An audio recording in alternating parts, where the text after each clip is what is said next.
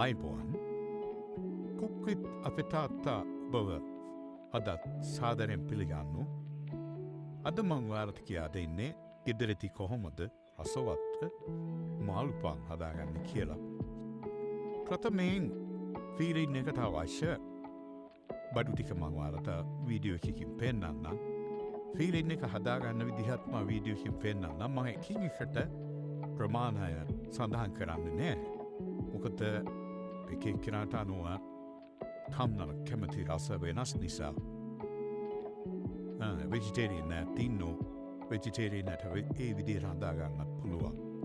ඕන චිකන් දාගන්නත් පුළුවන්. ඒ වගේ තමන්ට කැමතිට ෆීලින් එක හදාගන්න පුළුවන්. කොහොමවත් මං වීඩියෝ එකකින් ඔයාලට මම ෆීලින් එක හදාගන්න විදිහ පෙන්නනවා.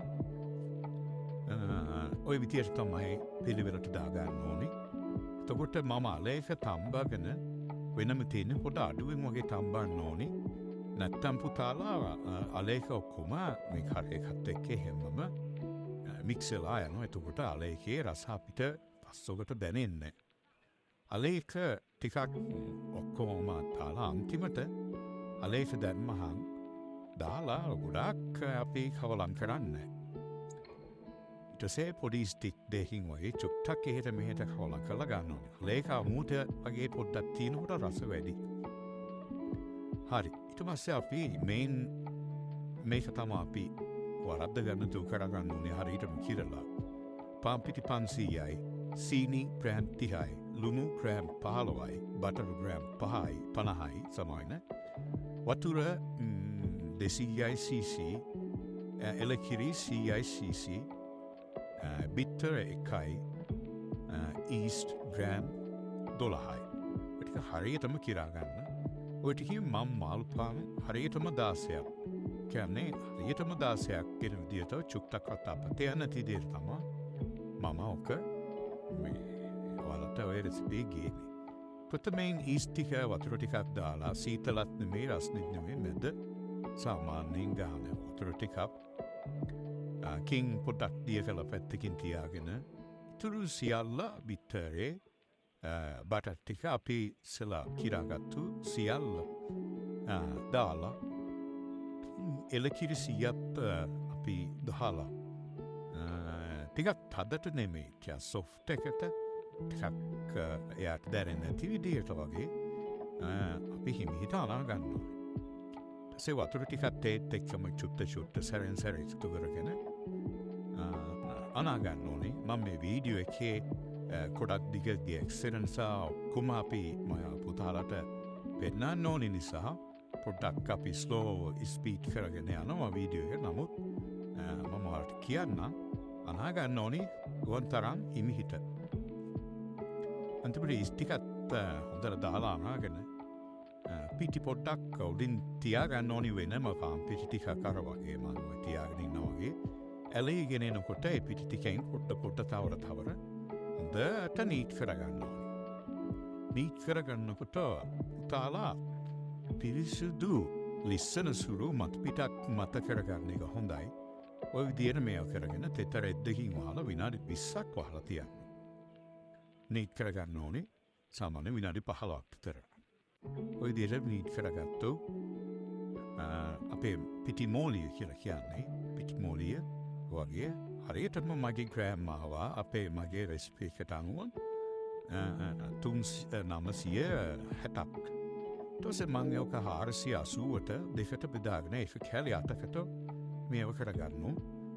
ග්‍රෑම් 60 කැලි. ග්‍රෑම් 60ක් කියන්නේ කඩේ මාළුපාන් ගෙඩියටදී සාමාන්‍ය ප්‍රමාණයක් චුට්ටක් පොඩි. නමුත් ගෙදරදී අපිට හදාගන්න හරිම සයිස් එක ග්‍රෑම් 60ට ඇදුවා. හරියටම ඔලුගු ඉටියට එනවා. ඔය විදිහට හරියටම 60ට මං කිරා ගන්නවා. කලින් කරේකත් මම වෙනම දැන් ඉමෙන්ට තියලා තියෙන්නේ. උතම මේ බලන්න ඊට පස්සේ මෙන්න මේ විදිහට තමයි ගුලි ටික හදා ගන්න ඕනේ. වටේ කොන්ට එක යටට නමලා උඩින් ලස්සන්ට බැලුම් බවුපක් වගේ ඔය ඉතින් යටපැත්ත ඔය පේනව නේද?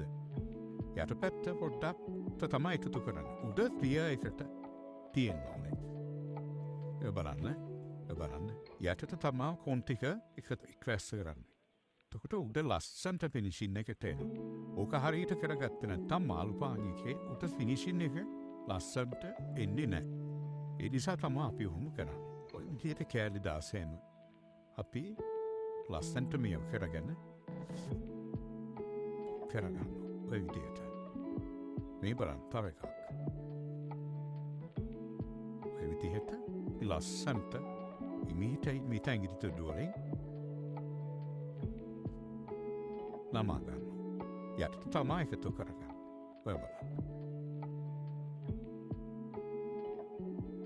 ඒක මං ඔයාලට ටිකක් වැඩිපුර වෙලාවක් පෙන්නන්නේ ඕක හරියට කරගන්න. ඊට පස්සේ මං දැන් 35ට මගේ කරේක මං හරියටම කිරාගෙන බෝල හදාගෙන තිනු. අරක අපි විනාඩි 30ක් වහලා තෙතරෙද්දකින් වහලා රැඩ් එකකින් වහලා ඊට උඩින් තෙතරෙද්දකින් වහලා තියාගන්න. ඊට පස්සේ අපි බේකින් ට්‍රේ එකට බටර් ගාලා ලෑස්ති කරගන්නවා. දැන් තමයි අපි මල්පන් හදන්න යන්නේ. තනත් හොඳට බලා ගන්න ඕනේ පුතාලා. ඕක තමයි හොඳම ට්‍රික්ස් එක මට කියා දෙන්නේ. ඔයාලා විදියට වටේට රවුම් කරනවා. මැද මෝලිය හිටින්න විදියට. මැද බුලිය වගේ හිටින්න. අපි මේව කරන්න වටේට ඕක ඔය විදියට ලස්සන්ට තුනී කරගන්නවා. මැද වැඩි අල්ලන්න යන්න. මැද බලන්නවාලට හොඳට බැලුවොත් වේ මැදින් මං අර ගෑන් 35 අපේ පිරින් එක තියාගෙන ඔය විදියට ත්‍රිකෝණයකට වගේ නමන්න ඕන. ඔය පැත්තෙන් එක පැත්තකින් ඔස්සලා හිමීට තියනවා. ඉරෙන්නේ නැහැ. හොඳට දැන් පදන් වෙලා තියෙන අපේ පිටිමෝඩිය. ඔය විදියට තියලා යටින් ඔස්සලා උඩ පොඩ්ඩක් ඔය විදියට වහලා ඔය බලන්න. යටින් ඔස්සලා ඉතුරු ටික මැදට තියාගන්න.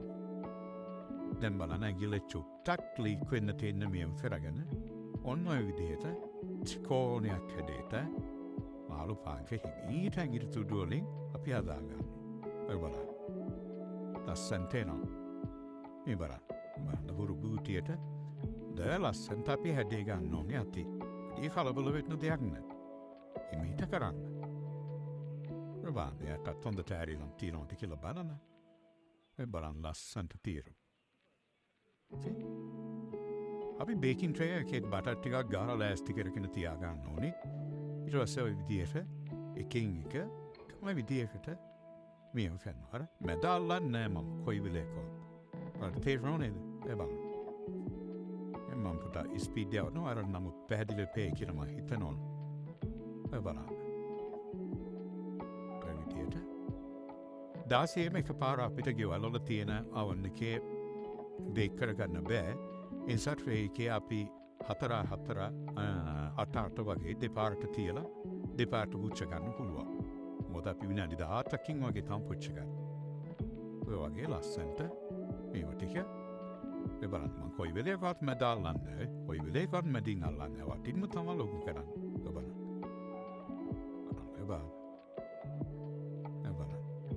අපි ඉදර චූටි බබෙක් ඉන්නවා යාට ඔය කරේ ෆසර වැඩි නිසා මම කීස් දාලා දෙකක් හදනවා. ඒකත් හදරදී බලන්නකෝ. මොනවා හරි ආකන්න කැමති දෙයක් දැනට තියෙන දෙයක් මොනවා හරි දාලා අපිට ලස්සන බන්නිසයක් හදාගන්න පුළුවන් පොඩියට කන්න. ඔම් බලන්න අන්තිමට මං ගුලි දෙකේ හදන විදිය. ඔම් බලන්න අන්තිමකටදී මේ චූටි බබෙක් ඉන්නවා එයාට ඔය තියෙන්නේ මංචිස් දාලා ඒක මොම හැඩේ වෙනස් විදියකට තමා මේව කරගන්න නැත්නම් අපිට බේක් කරගත්ත පස්සේ හොයාගන්න බෑනේ. ඒ නිසා මං ඉහේ ත්‍රිකෝණ හැඩයකට නෙමෙයි හතරස් ත්‍රිකෝණ අත්‍ර හැඩයකට තමා ගන්න. ඒක ලස්සනයි. අර අපි පොඩි කාලේ බේකරින් කන්නේ සීනි බාම් සම්බෝල් පන් ඒ හැඩයට ඒක ඒ දෙකම හදාගන්න. ඔබන අනිත් එක ඒ වගේ අපිට පැරි රස දෙයක් නත් එයාට දාලා දෙන්න පුළුවන් පොඩි ඇයට. තම තමන්ට කැමති ගෙද ඉන්න ඇයට කීක කැමති දේවල් දාලත් හදන්න පුළුවන්. මාළු පාන්කොත් මාළු පාම විතරක් නෙමෙයි. ඔය බලන්න.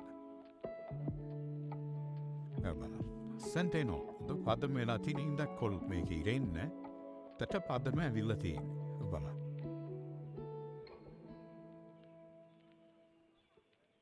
ඊටස අපි ඔය ටික ඔක්කොම වහලා හරියටම විනාඩි 30කට පස්සේ තව බිත්තරයක් අපි අරගෙන වෙනම බිත්තරයකින් එක්කොෂ් කරගන්න ඕනේ. එක්කොෂ් කරගන්න ඔය විදියට. එක්කොෂ් කරගන්නේ පුතාලා දැනගන්න ඕනේ අපි අන්තිමටම විනාඩි 30ක් තියලා මේක පුච්ච ගන්න යන වෙලාව තමයි එක්කොෂ් කරගන්නේ. ඒකලා ප්‍රීහීට් කරලා මම ඕපන් අවන් එක ප්‍රීහීට් කරා 200ට විනාඩි 10ක්. දැන් මට තියෙන්නේ මේක දාගන්න විතරයි. දාලා ඕපන් අවන් එක ඔන් කරන්න එපා. කලින් ප්‍රීහීට් කරලා තියාගෙන අපි මාළු පාන්ටික ඔය තියදේට හොඳට දෙපාරක් විතර එක්කොෂ් කරගන්න. එතකොට තමයි කලර් එක ඉන්නේ ලස්සනට. ඉතින් හොඳට පිපිලා විනාඩි 10ක් බේක් කරගත්තාම ඔය බලන්න ලස්සනට තියෙනව නේද? හරි සොෆ්ට් එකට තියෙනවා. ඔයාලා බලන්න, හදලා බලන්න, හදලා කමෙන්ට් කරන්න, මට ෆොටෝසුත් කමෙන්ට් කරලා දාන්න. ඒක තාම සතුටුයි. ඔයාලා ඔය විදිහට හදලා බලන්න. මොනවා හරි දන්න දෙයක් තිබ්බොත් පල්ලෙහාන් කමෙන්ට් කරන්න. ඔය බලන්න ලස්සනට තියෙනව නේද? හදේක වගේම හරිම සුවඳයි. හරිම සුවඳයි. හොඳයි, තව වීඩියෝ මං අරන් එන්නම්. මේකත් බලලා කමෙන්ට් කරලා ලයික් කරලා සබස්ක්‍රයිබ් කරන්න. channel එක තව ලස්සන වීඩියෝ ටිකක් මං අරන් එන්නම්. එහෙනම් හැමෝටම මගේ channel එක බලනකොට බොහොම ස්තුතියි. නැවතත් අපි හමු වෙමු ලස්සන වීඩියෝ එකකින්.